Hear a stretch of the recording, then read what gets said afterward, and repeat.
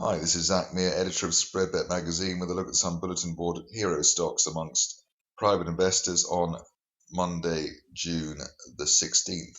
I'm starting off with Arian Silver Corporation, where it looks as though we've got a decent triangle break to the upside, a consolidation here over the post-February period, and a narrowing of the range, and then the breakout through the 50-day moving average, currently at 35.8 pence.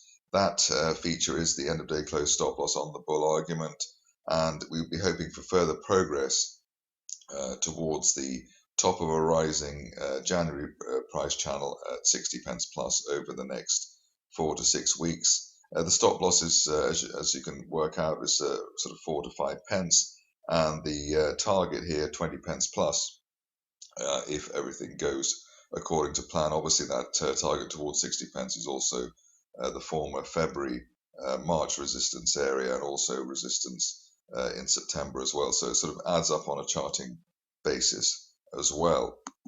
Moving along to Quindell, which is obviously given many private investors something of a slap in the recent past.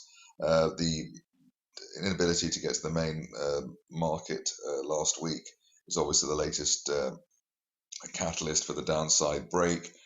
17 pence was the double bottom floor in April, and we've actually got a similar double rebound off 10 pence to start June. Ideally, obviously, no end of day close back below 10 pence, and a rebound or a dead cat bounce back towards 17 pence resistance. But obviously, the overall pattern here, which was noticeable even before the breakdown below 17 pence, is a double-headed head and shoulders formation. The neckline support was at 17 pence. So the implication is that we are having, or we will see, a possible continuation of the big reversal here, even lower than 10 pence over the next few months. But at least for now, we've got support here, which was also resistance in July, August last year. So that does sort of tie up as well.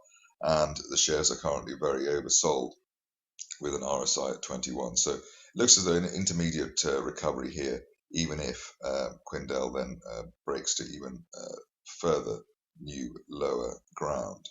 Finishing off with the stock in the news today, it's Range Resources, where there's been a rehabilitation over the recent past. Took a long time, but almost near vertical break through the 200-day moving average, currently at 1.3 pence at the turn of the month. If you look closely, you'll also see the way that there was an unfilled gap to the upside on that break, and that, for me, is the key sign of a lasting recovery to come on its way. Ideally now, there'll be no end-of-day close back below the 200-day moving average, and it was encouraging that on Friday and actually on Thursday there was support coming in at or above the 200-day line. That shows acceptance of that support, and we would be looking for at least a retest of the 2 pence, or the main 2 pence resistance area from October and June this year. That's it from me. See you again next time. More updates on spreadbetmagazine.com.